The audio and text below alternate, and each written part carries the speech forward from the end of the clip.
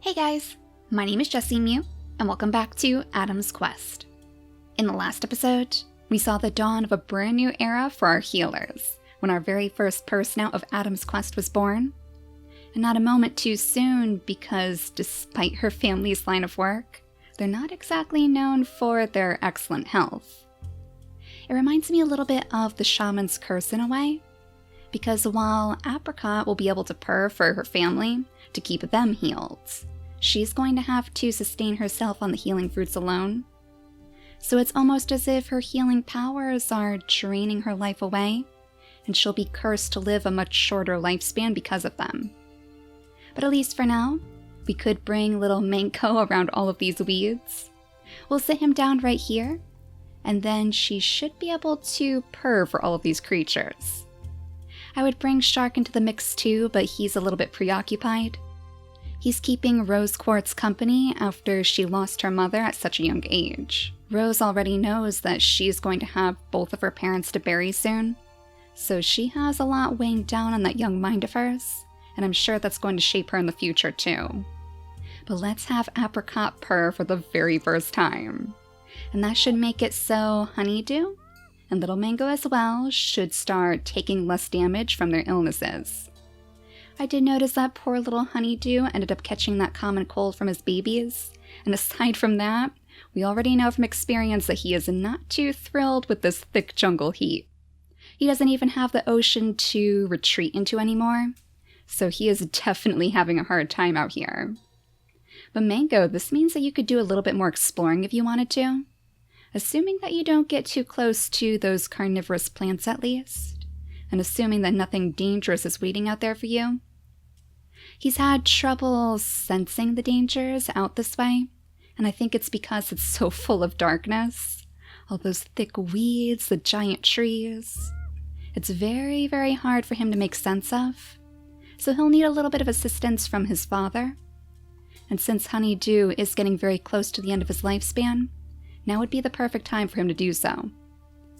So let's bring him out into the tall grass. Oh, so he can find a little mud patch? Oh, this must remind him of Illusion. Back when she was still conducting her experiments on him, he would always look for these mud patches to roll around in to help him cool down a little bit. Back when he could still dive into the ocean when things got a little bit too rough.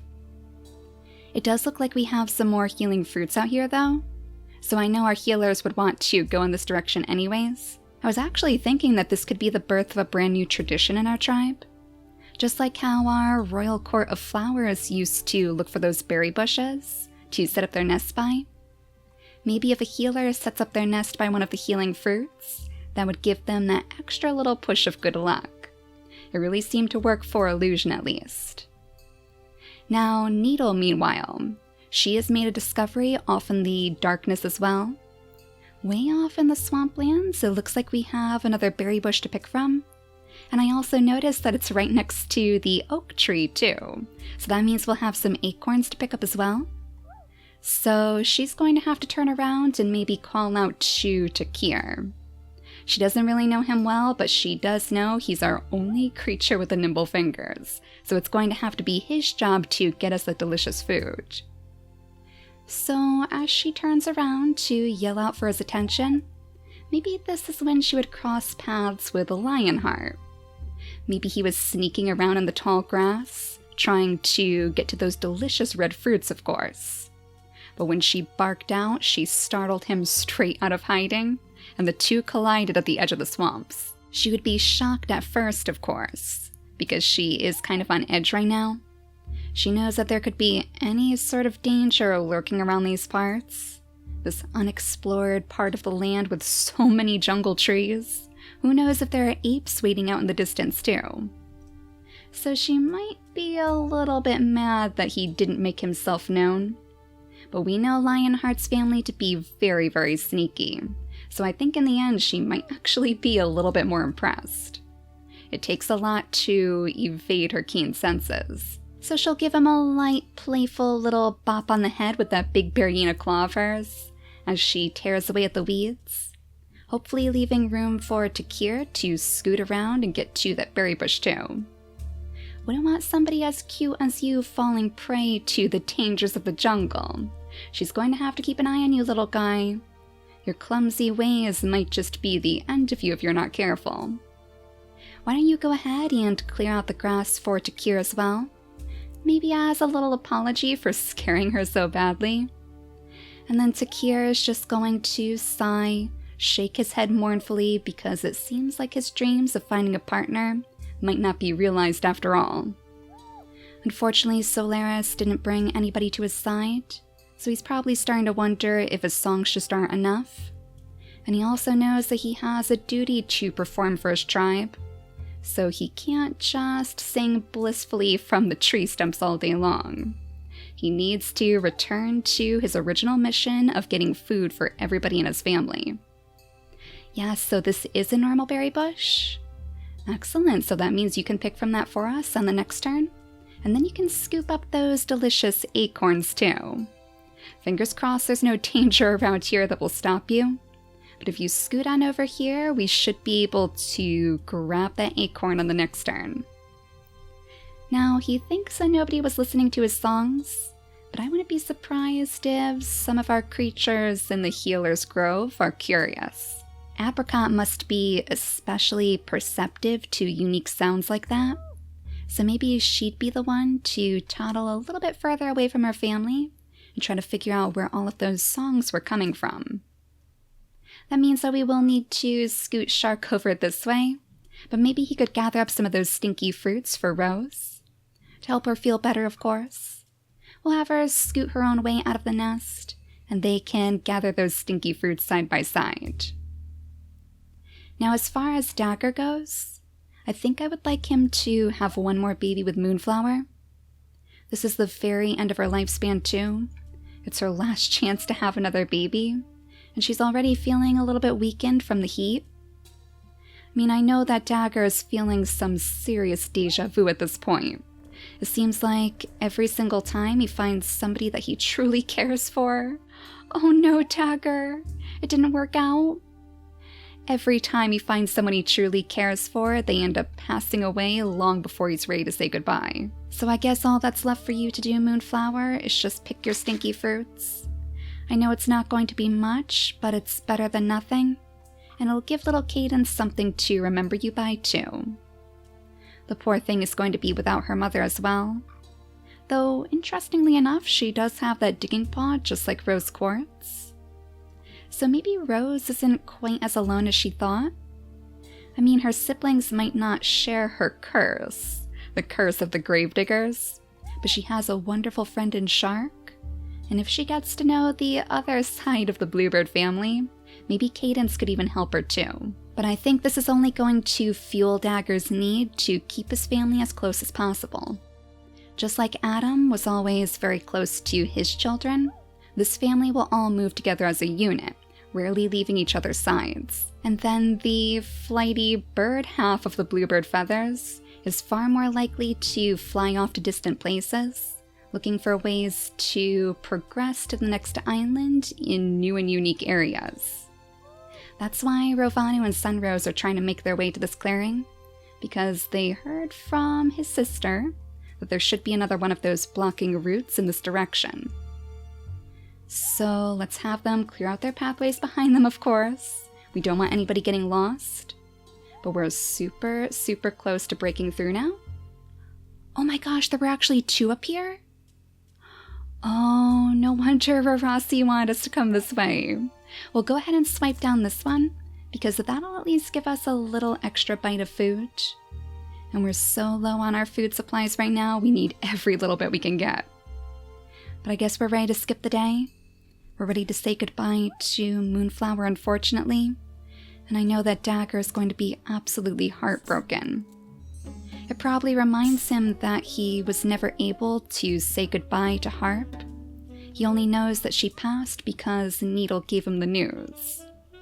This time he was right by Moonflower's side, but it still doesn't soothe the sting. Cadence probably knows that it's going to be her mission to find a place to bury her mother. So let's see if she can find any roots in the area.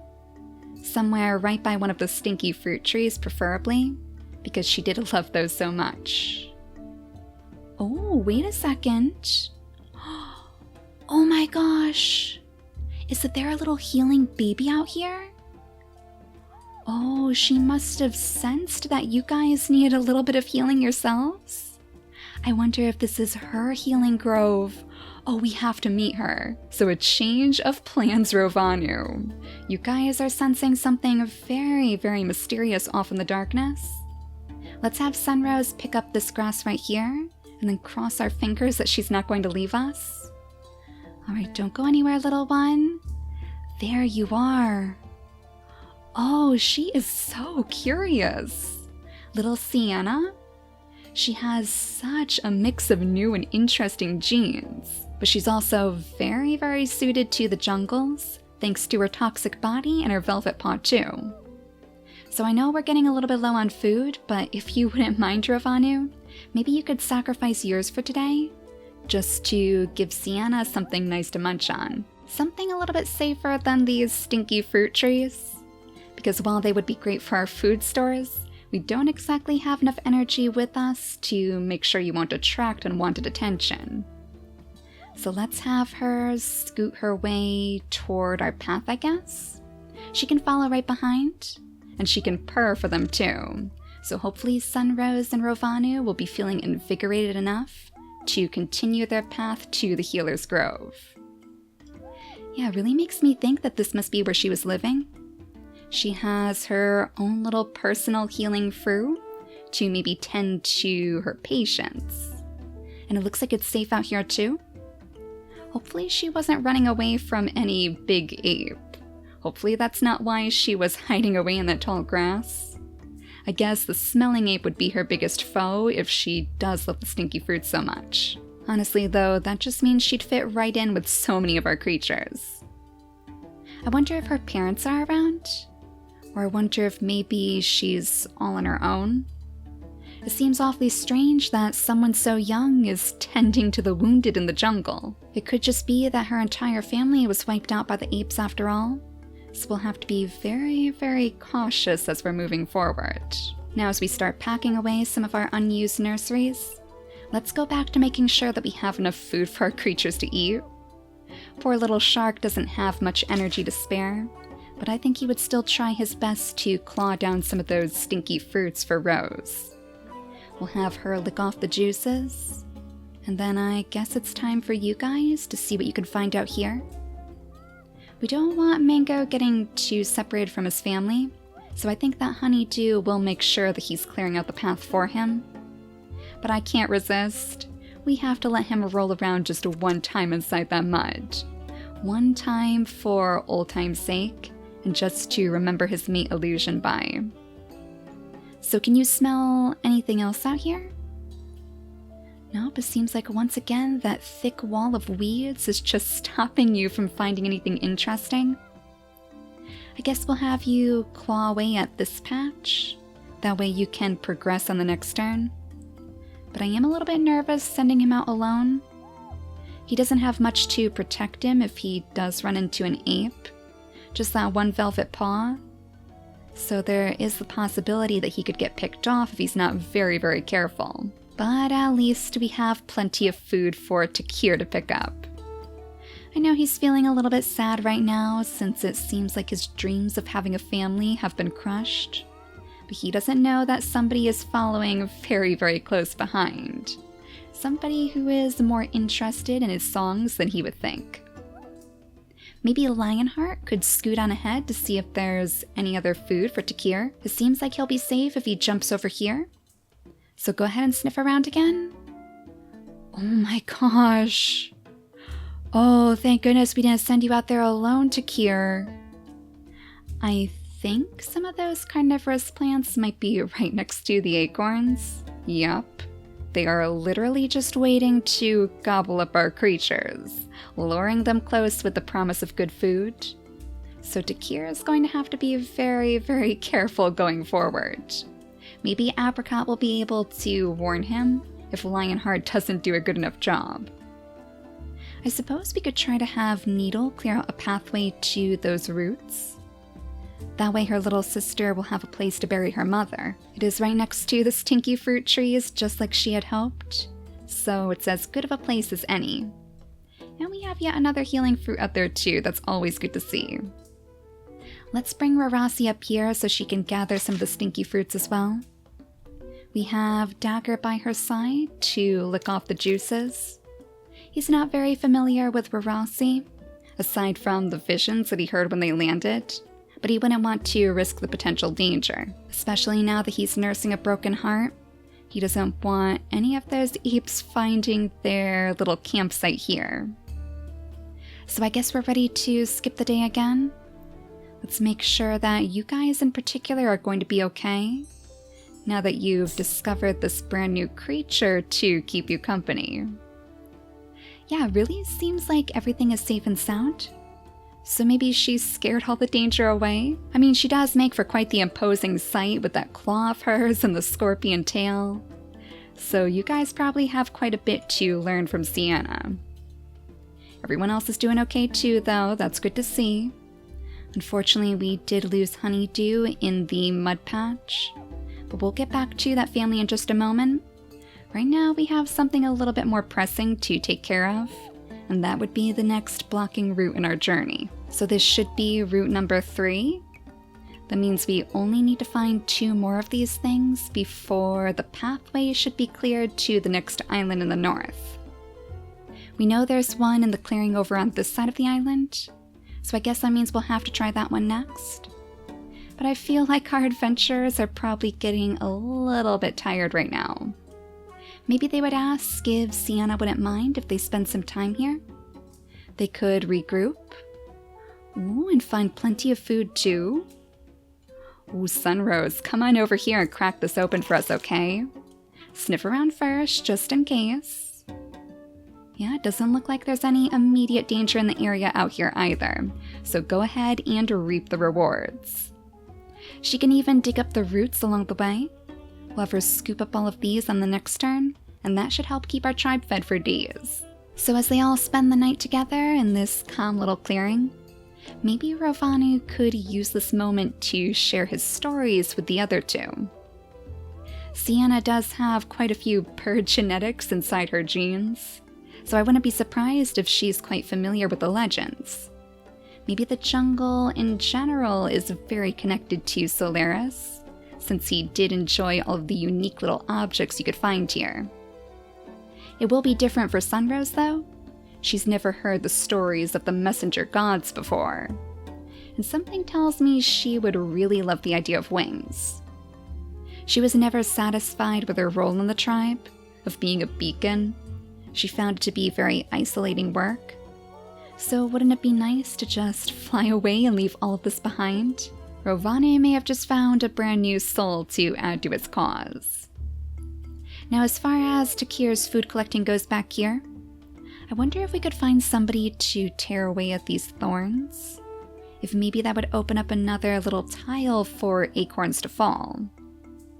It is definitely worth investigating, though it will hurt our creatures quite a bit. So that's where our healers are going to have to come in. Good thing Apricot has been following so closely behind. Maybe she's hearing whispers about this plan from the darkness. So as Needle scoots forward to slice away at the thorns, taking 4 days off of her lifespan? Oh my goodness, little one! Those thorns really hurt you, don't they? Well, luckily, Apricot should be able to swoop in to rescue you, though she won't let you get too close. In fact, she might have to wait until the next turn since she only has 1 more gem to use. Let's have her sit high on top of the stump, I guess. She can light up the area. It can be her own little healer's throne. And she can wait patiently on the sidelines until Apricot is ready. Now let's see if hopefully her plan worked and we'll have even more acorns to pick up. Yes! Oh, Takir, you are going to be fed for days. And I bet that he'll be quite impressed when he sees Apricot work her magic too. Because without her, this tribe would be in a lot more trouble. I guess Needle is just another one of those hot-headed individuals who jumps in before she really thinks about the consequences of her actions. But at least she did succeed in making a pathway straight over to this route. We'll have Cadence settle down right here. ready to set her mother to rest once and for all. And now that both of Rose's parents have passed too, that's going to be high on her mind as well. So after we lick off those stinky juices, and maybe claw out a little bit more of the weeds around this tree, it'll be time for Shark and Rose to seek out the roots they were looking for before. Maybe they should follow after Mango? Maybe that would be a good idea. I mean, we don't want him getting too separated, and that'll at least give Rose the chance to see her father's remains. I always figured that our water-bodied creatures would probably hug the shores anyways, since it's where they would feel most comfortable. Even if they can't go diving into the ocean themselves, at least hearing the calm ocean waves might be enough to soothe their hearts. So go ahead and scoot forward, Mango. Keep your nose to the ground though, just in case. We'll have him pick up those weeds and jump ahead again. So far so good. Still not a single ape on this entire island. Like, I don't want to jinx it, but it seems awfully suspicious, doesn't it? How have we not come across one single ape in this entire place? I mean, look how many trees there are. Do you think maybe they're just all off in this darkness over here? Or maybe all toward the ports? Oh my gosh, please tell me they're not blocking our path to the ports. That would be a disaster. But I guess one more time, let's go ahead and skip the day. And we'll just keep an eye on the darkness to make sure that nothing is trying to scare our creatures. So far, so good. Now, Lionheart, did you accidentally get Takir sick? Oh my goodness, you poor thing.